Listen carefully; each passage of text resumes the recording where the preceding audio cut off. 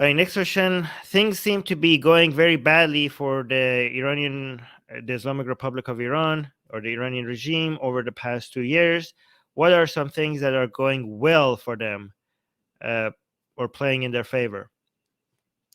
Okay, so the things that are going well for the regime is that they seem to have been unified. Like the hardliners have been taken over. Like the divisions. So this is a good. This might be something in their favor, but it also might backfire because so the divisions within the regime has, in some senses, reduced, and in some senses it has increased. Right. So the hardliners in Iran have managed to take over everything. Right. So Khamenei's takeover. So Khamenei initially, his dominance over Iranian politics was a challenging one, right? He had a lot of people who were not happy with him having such absolute power. But over the past couple of years, he has managed to completely eliminate every single threat. So, I mean, within the regime itself, right? Including Rafsanjani, which was one of the major powers responsible for the Islamic Republic's, politics. But ever since Raisi became the president, Khamenei's takeover of the entire regime has been complete. He owns the presidency, he owns the parliament, he owns the judiciary system, he owns the IRGC, he owns the Artesh, he owns the entirety of the government of Iran is Khamenei, Ali Khamenei, right? So this means potentially less, so the reformists have been annihilated as of right now. And the annihilation continues. Like we thought that um the the election, of Raisi, that was like, okay, that was the final nail in the coffin. But there are more nails. Apparently, this coffin has more nails because recently they arrested Tajzadeh, which was a major figure in Iranian reformists. Like there are a lot of, but for people who don't know, right now in Iran, things are very, very, very tense because a lot of even a lot of people are being arrested as we speak in the past 2 or 3 days. Okay, I don't know when this part of the video will come up, but as the time of the recording, um, yeah, even and the people who are being arrested, like, so we thought like when the government, when the hardliners take over everything, they might loosen up a little bit because they have everything now, they control everything, so they should be like, okay, we won. But they're doubling, they are going after everybody now, like even the people that used to be, that government used to tolerate, had some mild opposition against the regime. In the past 2 or 3 days, they're just being arrested, right? Some people think that this is them just like finalizing the complete takeover, the hardliners. But some people think that this shows actual desperation because they're afraid of what's about to happen, because the opposition, it doesn't have any leadership anymore, but people's voices are getting louder and louder and louder. And some people think like this might suggest that they are scared. Also, by the way, they're also doubling down and arresting people who are without hijab. And there's another question about that, so I'll talk about that then. But so what is going well for them is that it does seem like their hands are untied, right? Like even internally, when there were a couple of groups that were challenging them, like, this is not the way, this is too much, this is too harsh, maybe we should have more talks with America, maybe we should open up to the world, maybe we should let young people just be free a little bit, maybe just loosen up a little bit and stuff. These people, the hardliners, feel like this is ours now.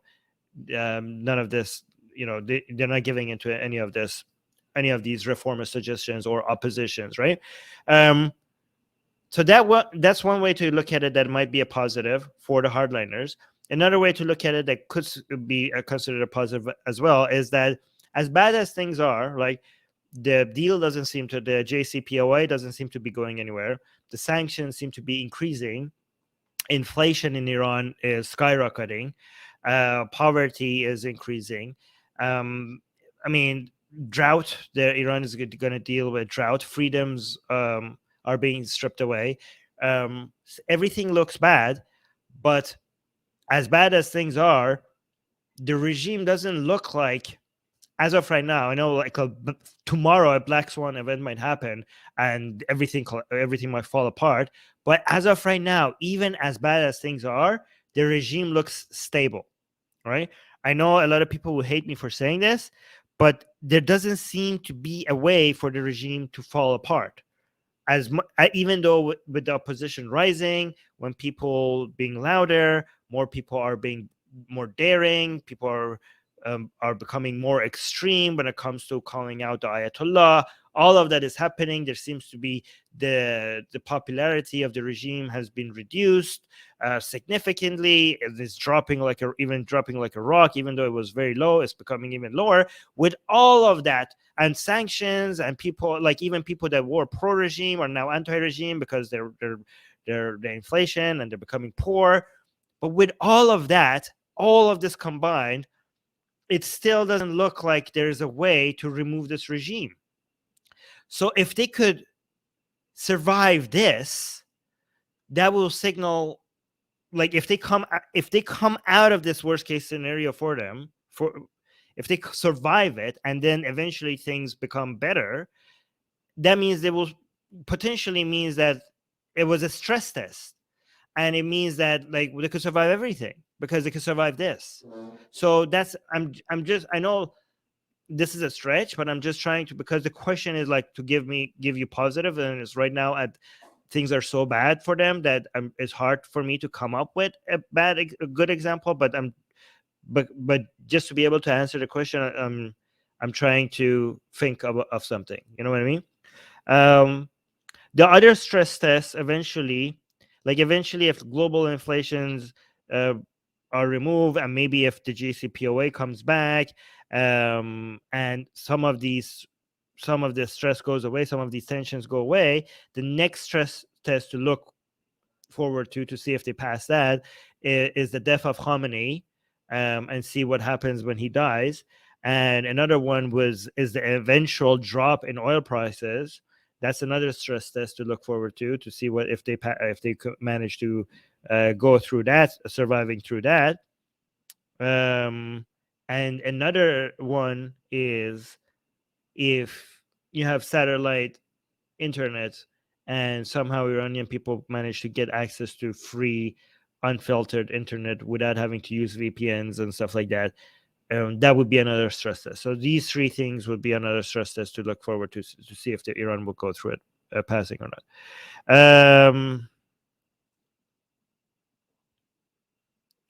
Okay, Satya is asking. By the way, Satya, I sent you a link if you want to come up at the end.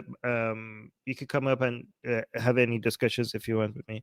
And Satya, the answer to the question is yes, but we're not trying to highlight it because we don't want to bring attention to it. But yeah, we managed to do something about that. Okay.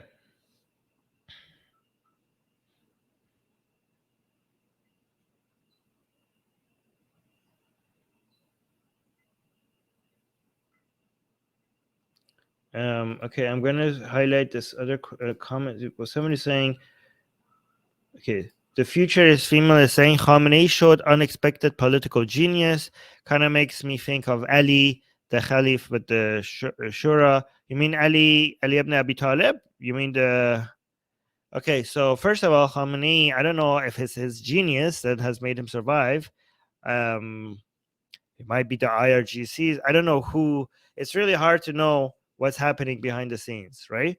And who's responsible, because Khamenei himself owes his rise to power to IRGC's bet on him. Like he was it was a mutual, it was a win-win betting on Khamenei betting on IRGC and IRGC betting on Khamenei that made them both rise to power, right? So I don't know if it was his genius or he's not a genius, he's an idiot, because there are a couple of, like, I don't know if I could say everything, because one of the things that he's a couple of things that he says to me shows that he might be a genius in political affairs, but overall he's an idiot. Like, he said live, like on national TV, that he thinks that the enemies of Iran are working with demons.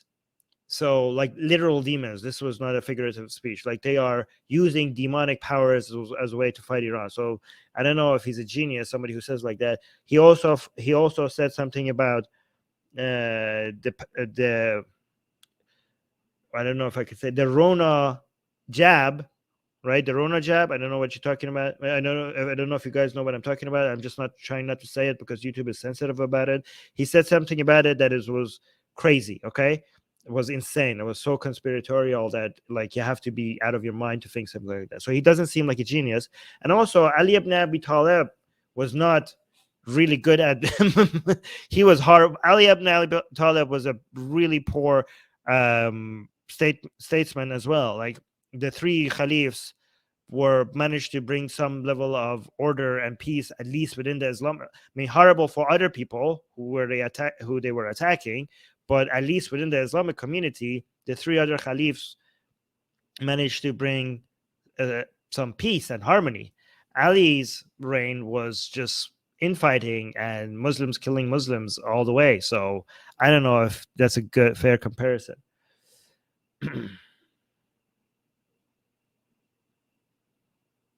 Yeah, somebody saying he must have good advisors, or I don't know, like, or he just got lucky. It's hard to say. Yeah, somebody saying he doesn't deserve the title of Murja. Yeah. I mean, nobody does, but he less than others. If you'd like to send me your questions for me to answer during our Q&As, become a patron. If you would like to have a discussion with me live on air at the end of the Q&As, become a YouTube member. Link to both is in the description. Thank you for your support.